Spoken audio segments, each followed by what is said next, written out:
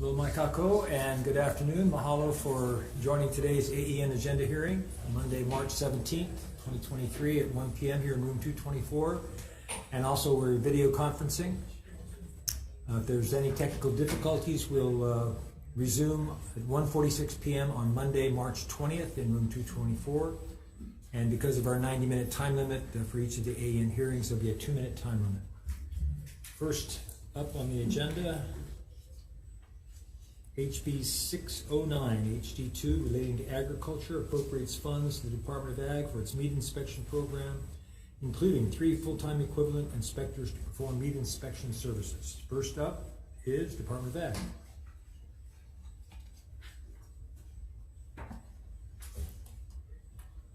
Chairperson Gabbard. Aloha. Aloha. The department's Sharon Hurd, Department of Agriculture. The department supports the measure to review and update the state's meat inspection program, and we do have a comment that we're going to, in order to start up this meat inspection program, there will be funds necessary for travel expenses, vehicles, office space, laboratory testing. We estimate $1 million for startup. Did you say $1 million? I did say $1 million. Just wanted to make sure it's clear. Thank you. Thank you, Sharon. Next is Hunter Heveland from Hawai'i Farmers Union United. Thank you, Chairs. We'll stand on our written testimony in support. Thank you. Brian Miyamoto from the Hawaii Farm Bureau. Good afternoon, Chair. The Hawaii Farm Bureau will stand on his written testimony in support. All right.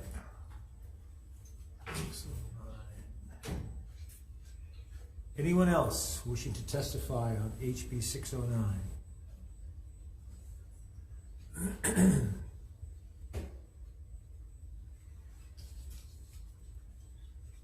So I got a couple questions for Department of Ag. So Sharon, how many inspectors are currently employed throughout the state? 0. 0. At the state level. The state level, okay. All right. And as far as for meat inspectors, what is the certification process? We would go through the federal certification process, and we would prepare our meat inspectors to support the federal programs. The one thing that the animal industry administrator said is a lot of times the reason we need this training program, our meat inspectors are so well trained that they then move into the federal side. Mm-hmm. And so we're pretty much a revolving door, but that's a good thing because then we have more meat inspectors. Mm-hmm. But it's a difficult thing to maintain the staffing when there are more attractive opportunities elsewhere. Speaking of which, what's the current rate of compensation for meat inspectors? Just ballpark. I just want to get some idea. I'm going to say we pay it in the $79,000 to $80,000 range. Meat inspectors on the federal level will probably start at the $120,000 range. I see. And what about support staff for each meat inspector position? What are you looking at? Vehicle, software, hardware, testing supplies. But how many support staff are you talking about? I would say just probably one. Mm-hmm. One support staff, a clerk. But as previous testimonies, Dr. Mayada has said you need a senior vet medical officer who controls the department, Right. and then you need a meat inspector, and then you need support staff. So you're really supporting 3 positions. Okay. All right. Yeah. Thank you, Sharon. All right. Next up is HB 610, HD2, establishes the Farm Workforce Retention Tax Credit for farm employers or owners of farm employers who employ eligible farm employees. First up is Department of Ag.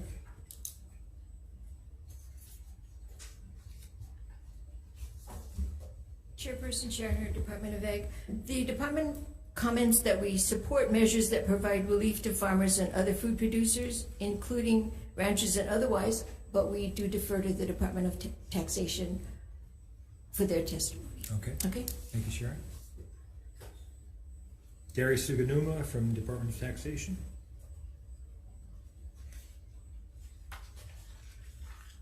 Good afternoon, Senator Gabbard. My name is Kathy Nee, and I'm representing the Department of Taxation. The Department of Taxation, we've submitted our written testimony with comments.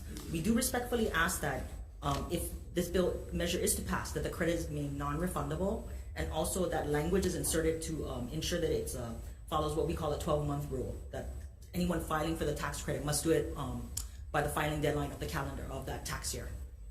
Okay. Thank you. Kathy. Next is Tom Yamachika from the Tax Foundation of Hawaii. Tom, are you with us? I am. Thank you, Chair. Tom Yamachika from Tax Foundation of Hawaii. Chair, for this and some of the other credit bills, basically what we think is that this is really not a good use of the tax system, because the tax people are supposed to take money in, not give it out. And we think a much better and more efficient way to disperse the funding would be to appropriate monies for like a grant program or a low interest loan program or something to that effect, so you would know what you're getting for it and you would know how much you're spending, neither of which you know with the tax credit program. Happy to answer any questions, Chair. Thank you, Tom.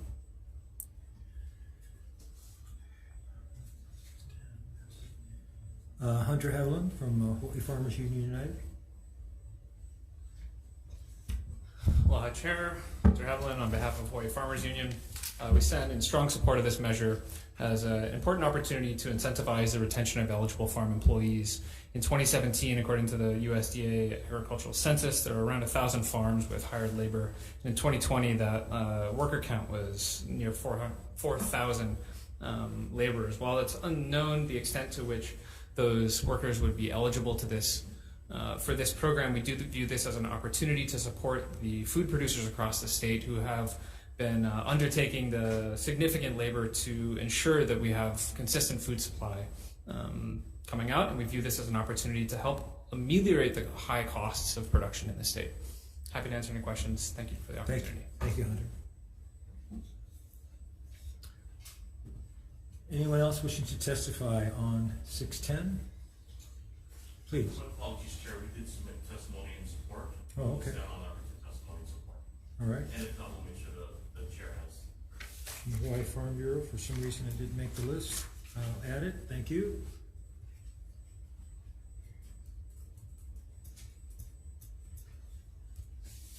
Okay, moving on to HB 612. HD2 creates an income tax credit to alleviate the high cost of production for farmers, ranchers, and fishers, and incentivize growth in the agricultural sector in the state. Department of Ag. Chair Gowdy, the department stands on our submitted testimony in support and refers to the Department of Taxation. Thank you, Sharon. Gary Suganuma from Department of Taxation. Thank you, Chair. Happy for the Department of Taxation. The department stands on its written testimony with comments. Thank you, Kathy. Further questions? Mahalo. Tom Yamachika, Tax Foundation. Thank you, Chair. Tom Yamachika from Tax Foundation of Hawaii. In addition to the comments that we made regarding the previous measure, we also wanted to point out that in this one, it is 100% credit up to the maximum, which is currently unspecified. We would ask the Chair's consideration in making it something else, like maybe a 50-50 credit, so the farmer actually has some skin in the game to do the activities that are being asked for by this credit. I'd be happy to answer any questions. Thank you, Tom. Next is Hunter Haviland from Hawaii Farmers Union United. Thank you. Chair Hunter Haviland on behalf of Hawaii Farmers Union. We'll send in our written testimony in support, and also just wanted to speak to the amendments that we've placed, are seeking for this bill that we believe would simplify the measure significantly and address some of the concerns brought up by the Tax Foundation. What we've proposed is that based off of the gross income of the farm operation, that there be a percentage reduction of, I believe it's net earnings that are then have tax levied upon them. This follows the approach adopted in other locations, as well as we've put in some language related to DOT taxes, preferences related to tax tax credits being refundable. Happy to answer any questions. Thank you. Thank you. Ryan Miyamoto, Hawaii Farm Bureau. Chair, we farm was sent unexpected testimony and support. Okay.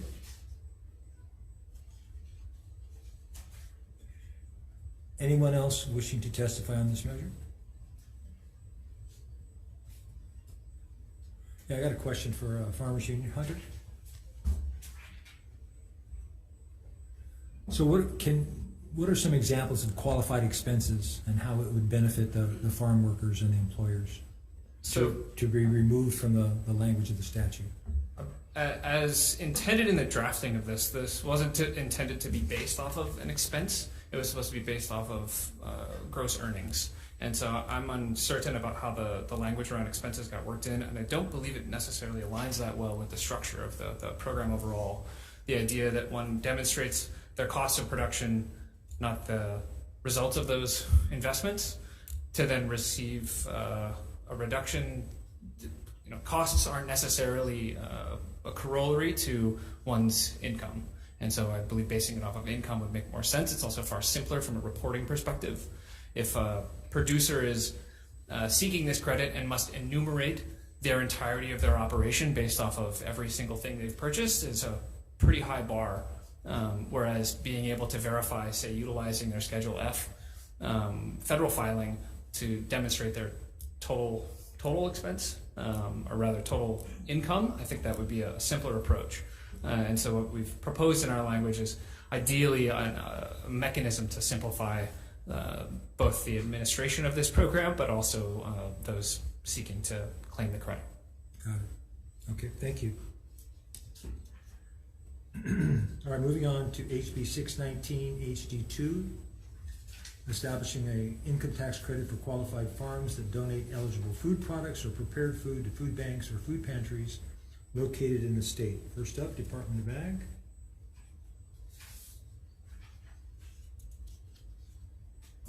Good afternoon again, Chair Gabbard, members of the committee, Sharon Hurd, Department of Agriculture.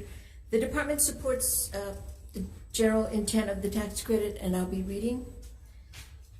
The department supports the general intent of this tax credit offered to farmers that can meet the content requirements of the food products to be donated to qualified food banks and food pantries.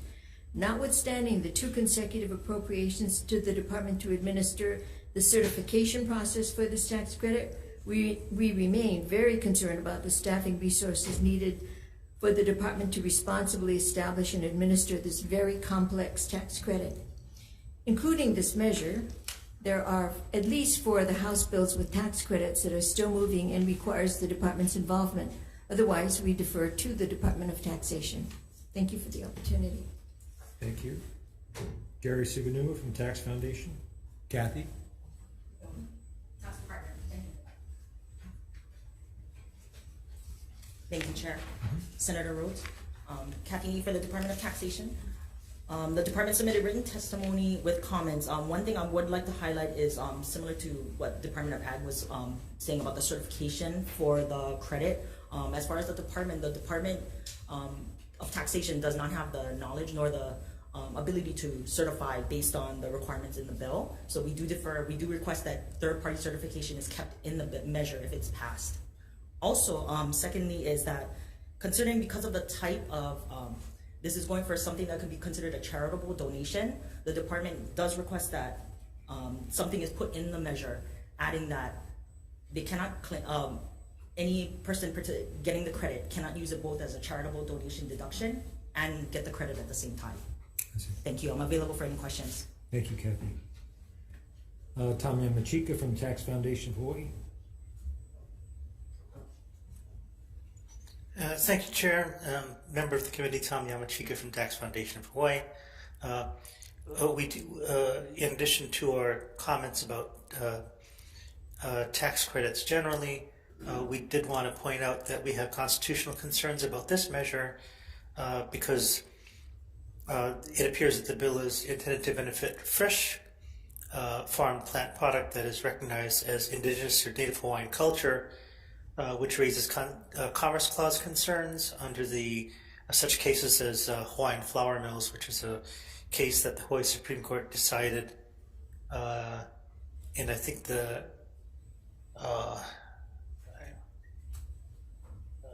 I put it here 1994. Thank you. I'd be happy to answer any questions. Thank you, Tom. Nate Hicks from the Hawaii Public Health Institute.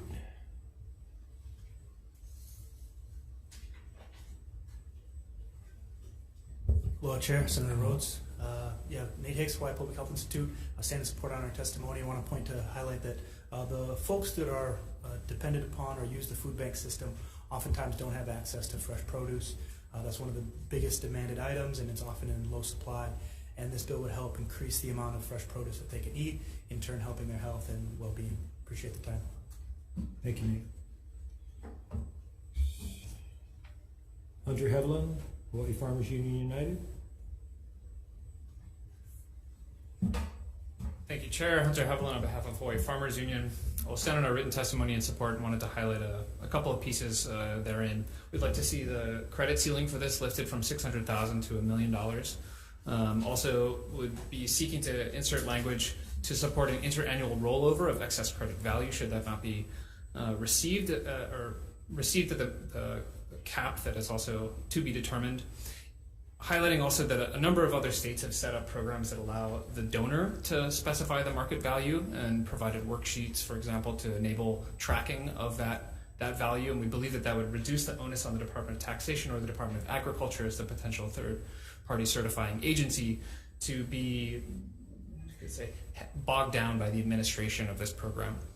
Finally, there may be some need to clarify recipient eligibility. In some versions of the bill, there was some mention of nonprofit entities overall being eligible, and we believe that this should instead be limited to a focus on food banks and food pantries or other entities focused on charitable donation, and to not open this up to any nonprofit being able to essentially benefit from providing tax credits just by receiving these fresh goods. So thank you for the opportunity to testify. Okay, thank you. Ryan Miyamoto, Hawaii Farm Bureau.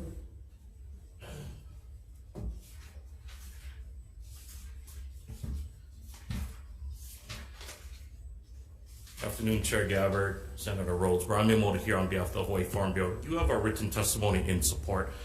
We do agree that we'd like to see the cap raised from $600,000 to at least $1 million, or at least raised, because I think the original bill would appropriate $150,000 per county. I think the original bill actually had an $8,000 cap, and if you do some simple math, that's on about 75 farms if they max that out. So we'd like to see more farms, and again, it would provide more assistance to the farms. Also, in response to previous testimony regarding the maybe constitutional concern of eligible food products, per the definition means fresh farm plant products for human consumption, including farm plant products that are recognized as indigenous to Native Hawaiian culture. So we don't think it only applies to those indigenous crops. We do believe it applies to all fresh food crops. So again, we stand in support of this, and we'd like to see the cap raised. Again, we need to support our food banks. We just heard word that the food banks may be, because of budgetary and financial issues, reducing the amount of fresh produce that they have been purchasing from our farmers currently, especially during the pandemic, and we hate to see that. We want to see our neighbors in need get the fresh, locally grown produce that we provide here in the state of Hawaii. So thank you for the opportunity to testify. Thank you. Anyone else wishing to testify on HB 619? Members, any questions? Okay, moving on to HB 690. Establishes the Hawaii Ag Investment Program to support local agricultural producers.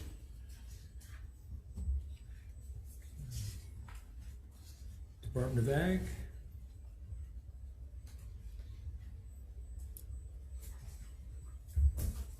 Chair Gabbard, members of the committee, good afternoon. Sharon Hurd, Department of Agriculture. Chair, this is probably one of the most important bills that we're putting forward this session. We fully support this measure. It is with appropriation of funds to farmers, ranchers, growers, producers, and other bona fide operations to expand, strengthen, and boost resiliency of Hawaii's agriculture. It is a fund that allows us to react quickly to emergencies. It allows us to react quickly to pests that might be new to the islands. It's a real good emergency fund for us, and we're asking for $6 million, of which state funds will account for $4.5 million.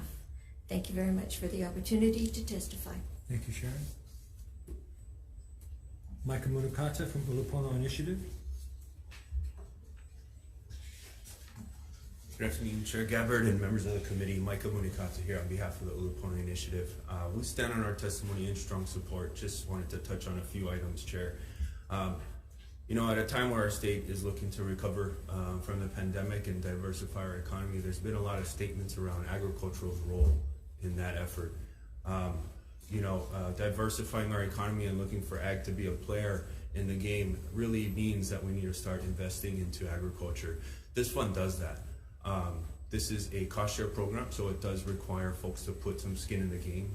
25% of the funding they ask for has to come from their own. So there is a level of seriousness that comes with it. You'll be directly supporting farmers and ranchers that are more than likely this is their livelihood and their sole occupation. They're also, within the bill, they highlight 7 different items. Those are all developed over the course of the last 2.5 to 3 years, and speaking with farmers and ranchers and trying to identify their biggest issues across the board. You'll see things around there in infrastructure, you'll see things around food safety, education, marketing, so on and so forth. And the director just mentioned some of the ability to react in real time. There's currently no mechanism within the department to do that. So this is really the state taking a stance and saying we do support agriculture and we do find a need to invest in agriculture moving forward. It can be successful, it can be done. There are over 11 states in the nation that have programs that are just like this. We do not. So it's really a very timely measure for us to really consider, and thank you so much, Chair, for hearing this measure. Appreciate it. Thank you. Thank you. Next is Hunter Hevelin from Hawaii Farmers Union United. Thank you, Chair. The Farmers Union Center support over the testimony. Support. Brian Miyamoto, Hawaii Farm Bureau.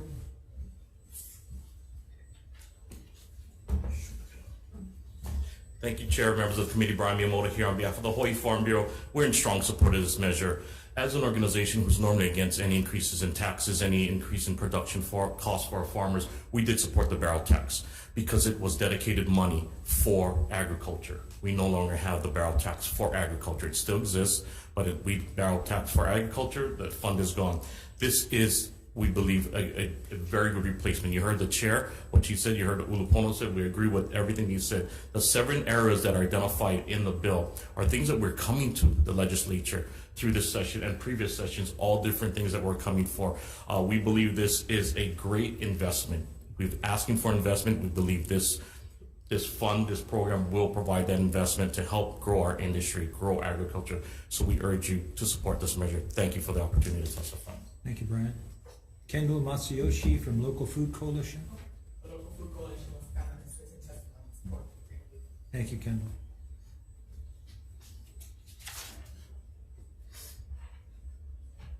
Anyone else wishing to testify on 690? Members, any questions?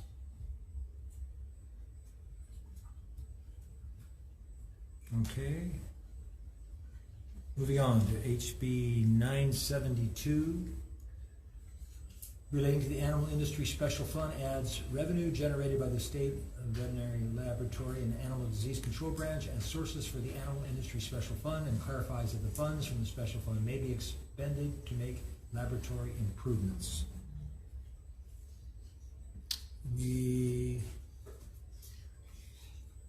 are 4 in support, but we don't have anyone signed up to testify. Anyone? Would anyone like to testify on this measure?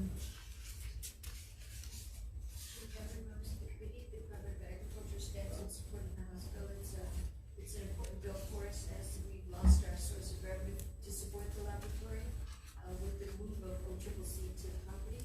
So we would like to establish a fund to support the services that we provide. Thank you. Thank you, Sharon. Yes. Sorry, we did put support for this measure also. Okay. We aren't able to stand in support of this measure. Thank you. Anyone else? Okay, members, any questions?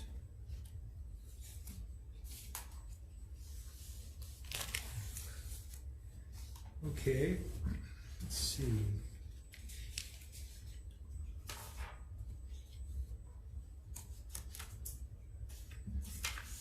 Take.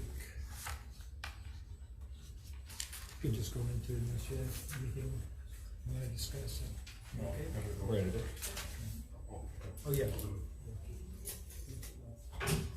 Thank you, Carl.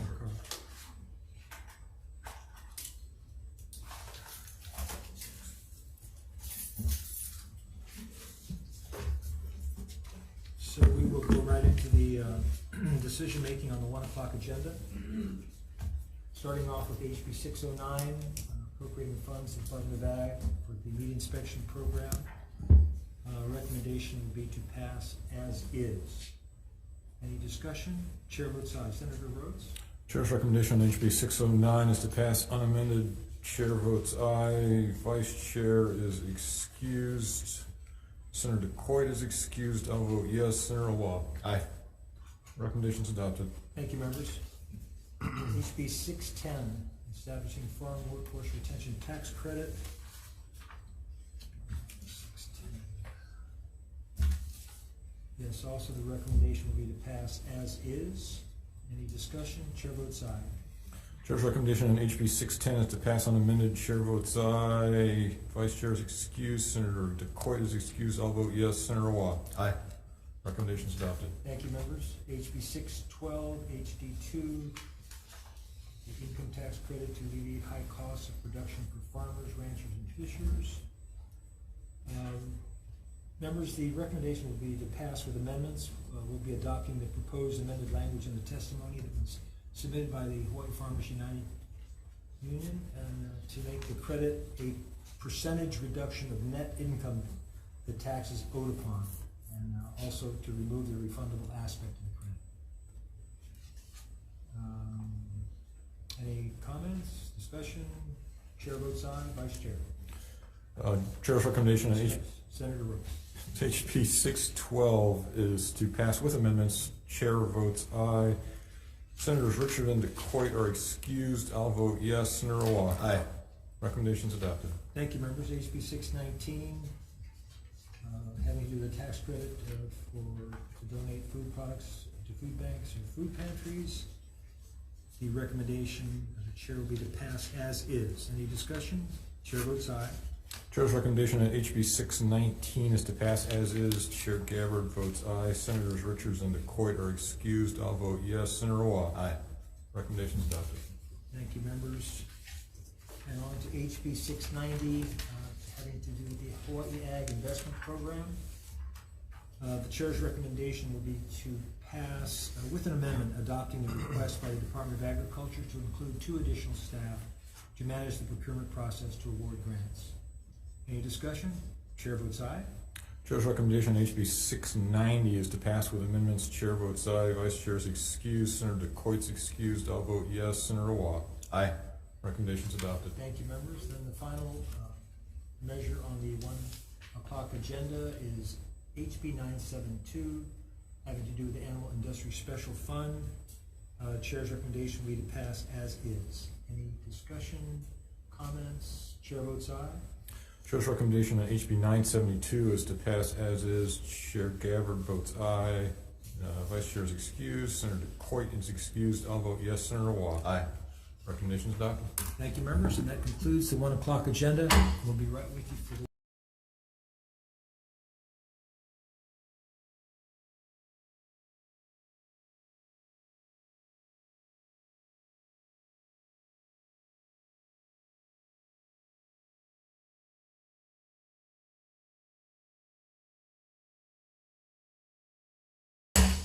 gathering in the 105 AEN agenda. Here, Monday, March 17th, in room 224, and also being video conferenced. Okay.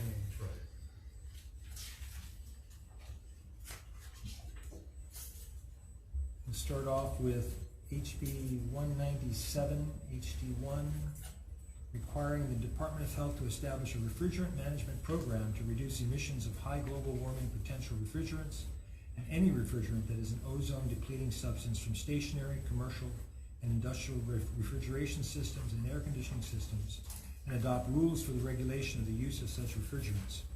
Requires the State Building Code Council to establish codes and standards consistent with the goal of reducing greenhouse gas emissions associated with hydrofluorocarbons when updating the State Building Code. Specifies that no law, rule, ordinance, or code, including the State Building Code, shall prohibit or limit the use of a refrigerant deemed acceptable under federal law. HB 197. So first up is Department of Health. Good afternoon, Chair Garber, committee members. My name is Mary Ann Lawson from the Department of Health. The department stands on its written testimony and support. Thank you. Next, we have Matthew Geyer. Is that Geyer?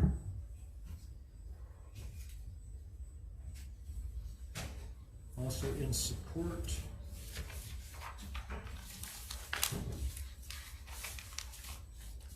Department of Ag.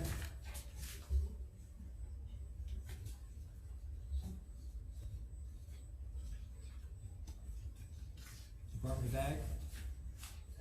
197. Chair Gabbard, I was just surprised they deleted the other measure, sorry. Chair Gabbard, members of the committee, Sharon Hurd, Department of Agriculture, we stand in support of this measure, and very important to have funds to loan out. We're talking about agricultural loans? I'm sorry. Got this mixed up here. Yeah, I'm sorry. We're still. Still on climate change? Yeah. Yep. Yeah, we're still on the 197. I'm sorry. Anyone else wishing to testify on the 197? Sorry, Sharon. Mr. Chairman, Yes. I represent the Air Conditioning, Heating, and Refrigeration Institute, and Mike Narazi submitted written testimony. And I'm just here in case any, the chair or any members have any questions on a particular issue on the building codes. I'll be happy to answer. And state your name, please. I'm sorry. State your name, please. Bob Toyofuku, I'm sorry. Thank you, Bob. Okay, anyone else on 197? If not, members, any questions? I did have a question on that one. Okay. For Department of Health this area. So it looked to me like there was some testimony that indicated that there seemed to imply that this had something to do with residences. This is not a residential bill, is it? No. What is it, who does it apply to? So there's two components to the refrigerant management program. The first one would be looking at leak inspections, leak repair, registering, and that would be for large commercial type industrial refrigeration systems. And then the second component would apply to like service practices, making sure you have certified people, following the right procedures, you're disposing of refrigerants correctly, and that would apply to air conditioning and refrigeration systems.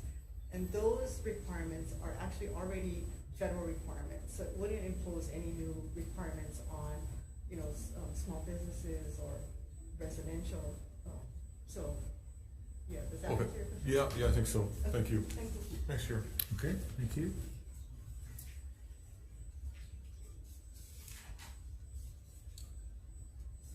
All right, and I'm moving on now to HB 971, HD2, relating to ag loans, establishes the Agricultural Emergency Loan Revolving Fund to be administered by the Department of Ag, Fund Class D, Emergency Loans.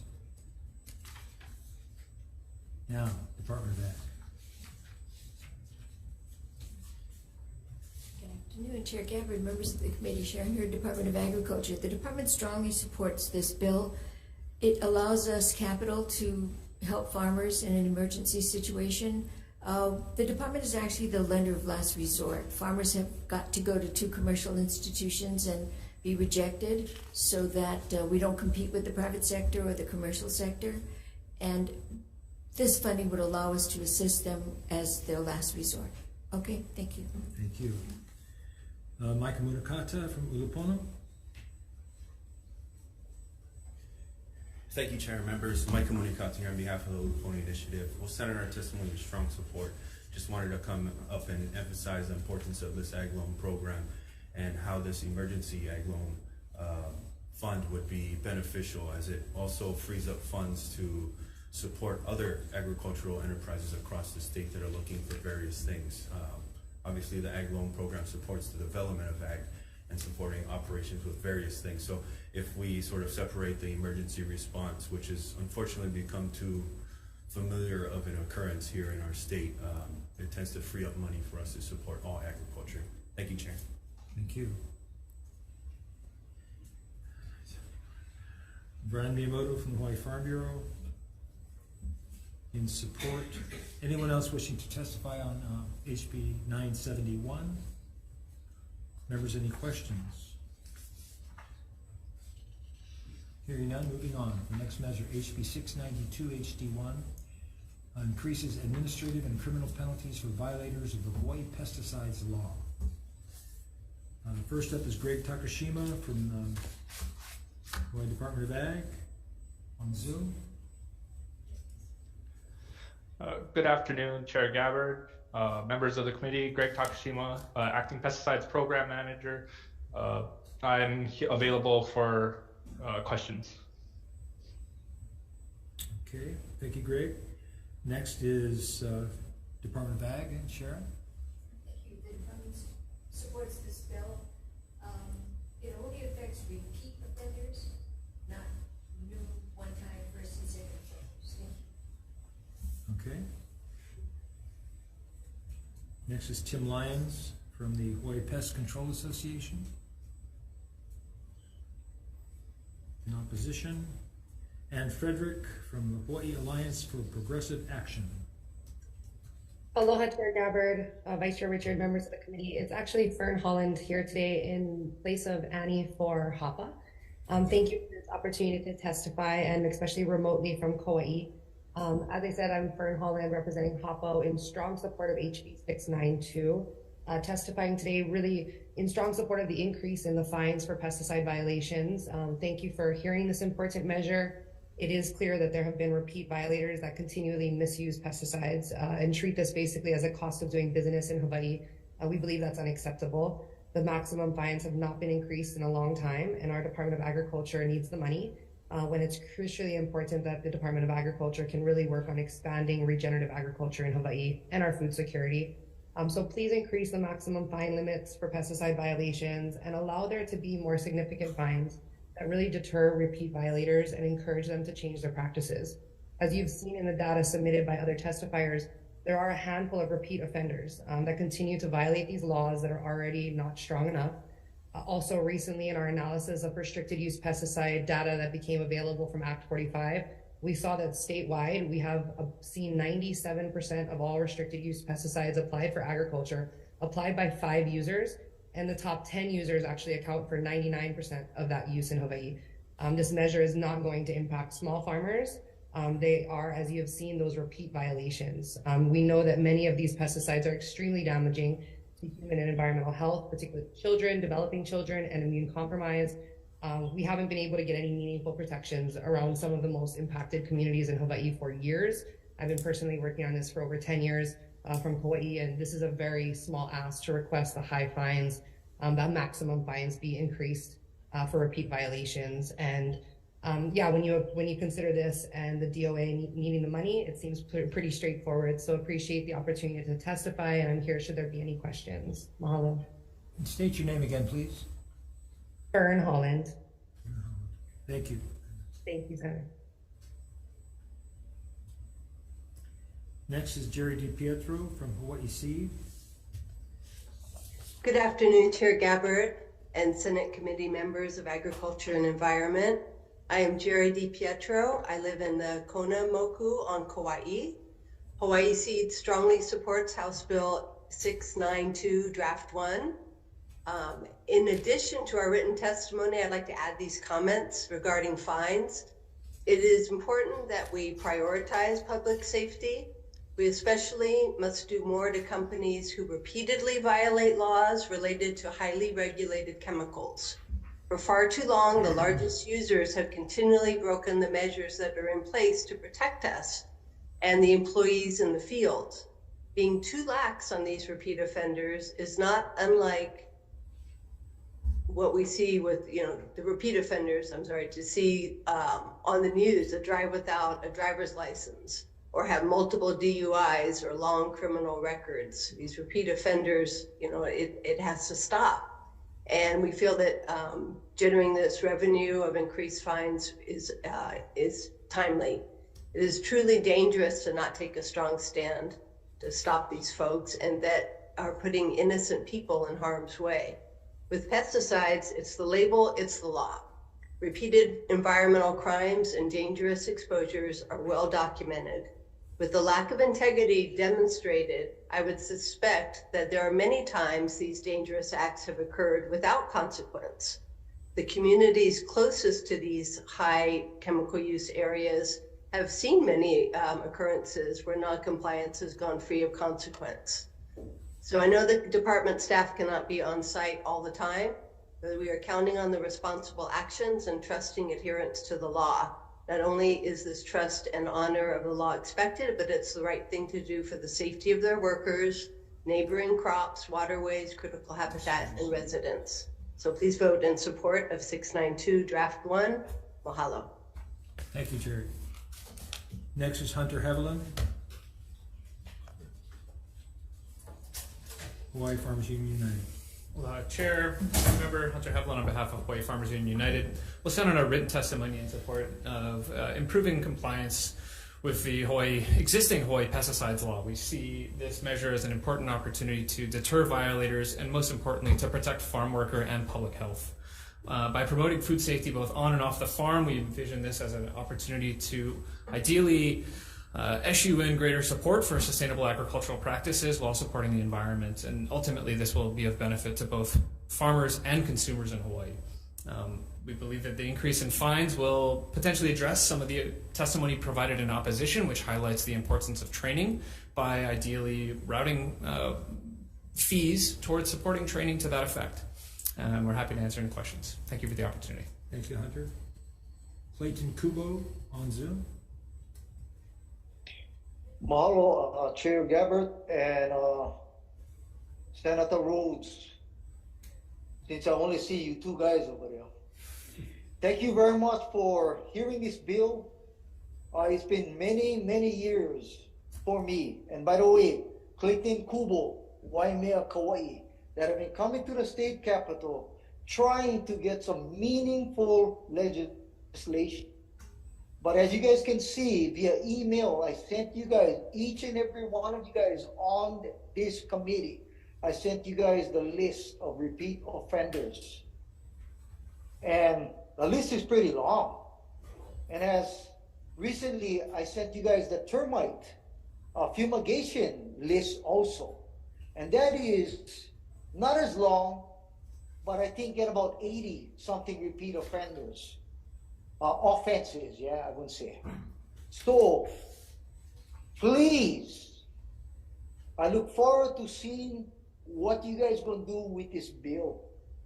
I am an individual that has been impacted for now 23 years. 23 years. How much more longer I will have to wait to be safe, I want to say. Why should these companies always was saying to me, oh, the label is the law. We have professionals that they said. But why is the list so long again? Thank you very much for you guys' time. Mahalo nui, Clayton Kubo, Waimea, Kauai. Aloha. Aloha, Clayton. Mahalo. Okay, anyone else wishing to testify on HB 692? Any questions, members? A couple of questions for your department. Sharon? So how has the department handled the fines and violations previously? I'm going to call on Greg Takashima, acting. Okay.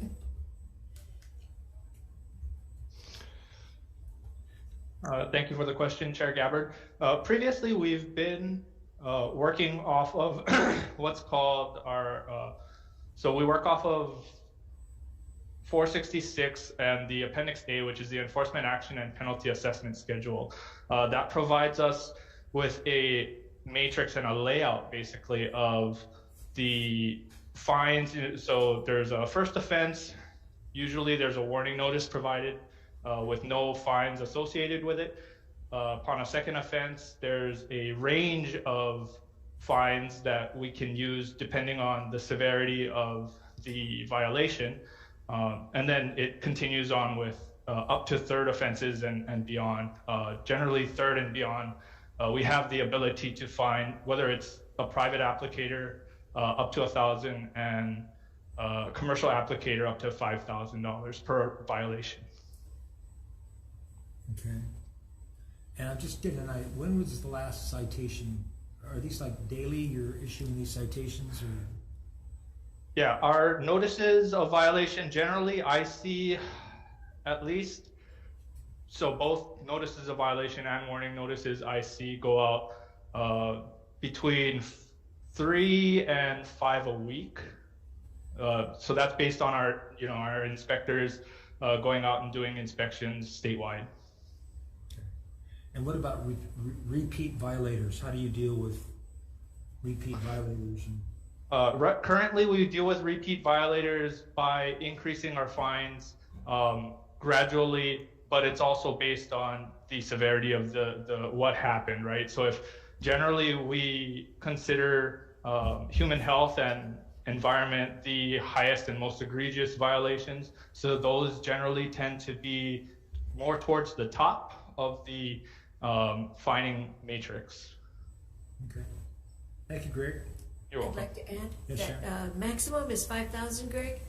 Yes, that is correct for commercial certified. And if the offender continues to offend, then it gets referred to the EPA on a federal level, and at that point they can be assessed hundreds of thousands of dollars. I see. Yes, that is correct. Thank you. Okay, and moving on to the last measure on the 105 agenda, HB 973 HD2, relating to hemp, repeals the requirement for additional rules by the Department of Ag to address nuisance issues, including smell, noise, and excessive lighting arising out of the activities of hemp growers.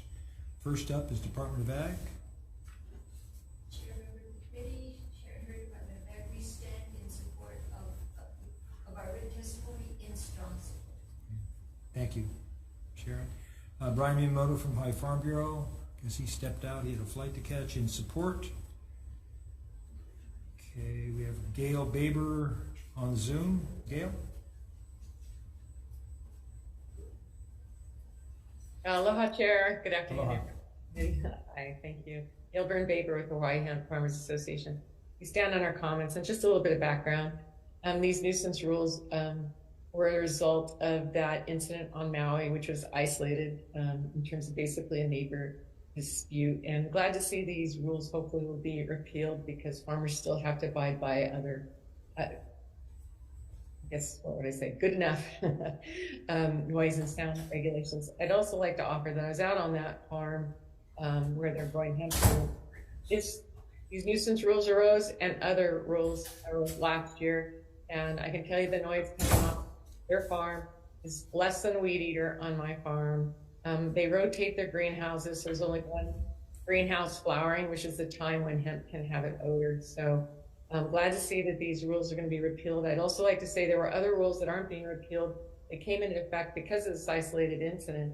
And one of them being rules that were adopted by the Board of Agriculture that, as far as I know, have not been rescinded. And we don't have any bills on us, so I'm just going to take a quick second to educate folks that as it stands right now, we're regulated by the U.S. Department of Agriculture for production for the farming import of hemp, which includes extensive testing and database management and inspections. And as a result of this one isolated incident on Maui, additional rules were put in place, including these nuisances, but also authorize the Department of Agriculture to inspect our farms, take samples if needed, and charge the farmer for all of that, including travel time from Oahu. So this is a good step towards reducing these burdens that hemp farmers have had to face. And we're really grateful for the Department of Agriculture's support. It's been super tremendous this year. So thank you so much. Aloha. Thank you, Gail. Robert Bentz on Zoom, Hawaii Sustainable Farms. Sorry, Chair, they're currently not on Zoom. Thank you. Anyone else wishing to testify on HB 973? I believe the Farmers Union had submitted testimony. If not, we will do so, but we'll send the testimony to Farmers. Farm Association. Yeah, we had your testimony, but you weren't in terms of testifying, but we got you in support. Thank you. Members, any questions?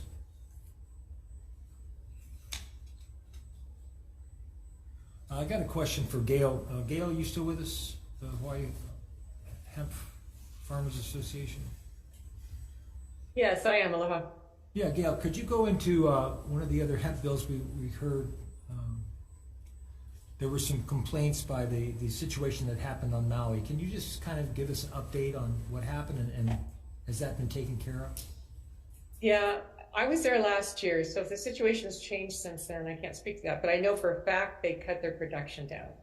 Probably to about a quarter of what it was when I was there. So again, I don't live there, but when I was there last year, the noise that was coming off that property, like I said, was less than what my weed whacker is on my farm, and we sometimes run multiple weed whackers. So, and it's not to say that, if you live near that wouldn't annoy you. I guess it does. It's basically kind of, how we all have a lot of kind of basic subdivisions, almost in ag land, and it's similar to that. So when we set up ourselves for that type of land use planning, we're going to run into these issues, but we have a right to farm state. So, but getting back to your point in this specific issue, I did not experience it as some of the testimony you heard this morning. It was not loud. It did not smell. Their greenhouse productions has gone down, and they only have one greenhouse flowering at a time. They rotate it because they're doing continual cropping, and the odor coming off that was minuscule. And I'm one of the few people that's kind of in the hemp world that doesn't like really the smell of hemp, and it would have really annoyed me, and I didn't notice it then. But I think more importantly, what this speaks to is the fact that one group of people were able to drive a whole industry almost off the rails. And farmers, these rules that were adopted affected the entire state, and they eliminated hemp farming in many places because of the buffer rules. And then again, what's not widely understood, even I think within the state, is the fact that we are in fact double regulated because of rules that were adopted by the Board of Agriculture because of this, to allow the state to come and inspect any time at our cost. Unfortunately, as far as I know, that hasn't happened, but it is a threat that remains on the book. And that's worrisome for this reason. It is so expensive to have hemp testing done and have an inspection done. We usually do it a couple times, maybe 3 times before every hemp crop is harvested. That's at least $1,500 right there. If you're paying for that and then also paying for an inspector from Oahu to come out and do that, or a third party, as the rules stand now, as a result of this nuisance thing, as rules stand now, the state could hire a third party to come out and do that for us. So on the books, we are truly the most heavy regulated hemp farmers in the country. We also face fines like no other hemp farmers can, which again were a result of this, this nuisance incident. We, only for farming issues, up to $10,000. Now we still have to abide by herbicide and pesticide regulations and all the other agriculture regulations, but just for not having particular paperwork in place, or I don't know what other things we could misstep, we can get a $10,000 fine, and it's just out of proportion. And I think we had a naturopath testifying earlier today about how it's easier to grow medical marijuana or any kind of marijuana in this state than it is to get a hemp license and grow hemp in terms of the amount of regulation. And unfortunately, as of today, that's still the truth. I hope I answered your question. Thank you, Gail. Aloha. Okay, so you want to see if Senator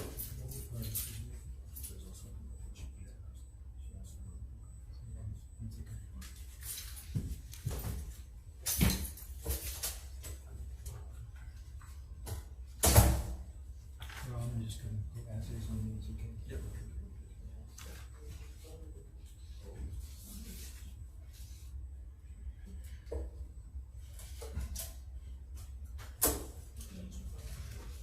So we'll go into decision making now. Thank you, Senator O'Brien.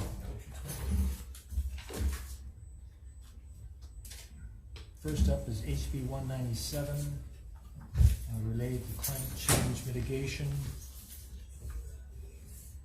And the chair's recommendation would be to pass as is. Any discussion, comments? Chair votes aye. Senator Rhodes?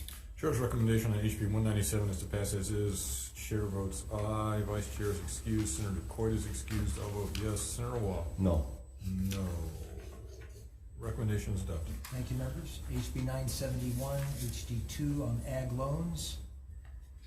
Chair's recommendation will be to pass as is. Any discussion? Chair votes aye. On HB 971, recommendation to pass unamended. Chair Gabbard votes yes. Vice Chair Richards is excused. Senator Coit is excused. I'll vote yes. Senator Watt? Yes. Recommendation is adopted. Thank you, members. HB 692, HD1, relating to pesticides, increasing admin and criminal penalties for violators of the Hawaii pesticides law. Chair's recommendation will be to pass as is. Any discussion? Chair votes aye. Chair's recommendation on HB 692 is to pass as is. Chair Gabbard votes aye. Senators Richards and DeCoit are excused. I'll vote yes. Senator Watt? Aye. Your recommendation is adopted. Thank you, members. And the last item on the 105 agenda, HB 973, HD2 on hemp. Chair's recommendation will be to pass as is. Any discussion? Chair votes aye. Chair's recommendation on HB 973 is to pass as is. Chair Gabbard votes aye. Senators Richards and DeCoit are excused. I'll vote aye with reservations on the noise part of it. And Senator Watt? Aye. Recommendations adopted. Great. Thank you very much, members. That adjourns at 105. Have a great weekend, everybody.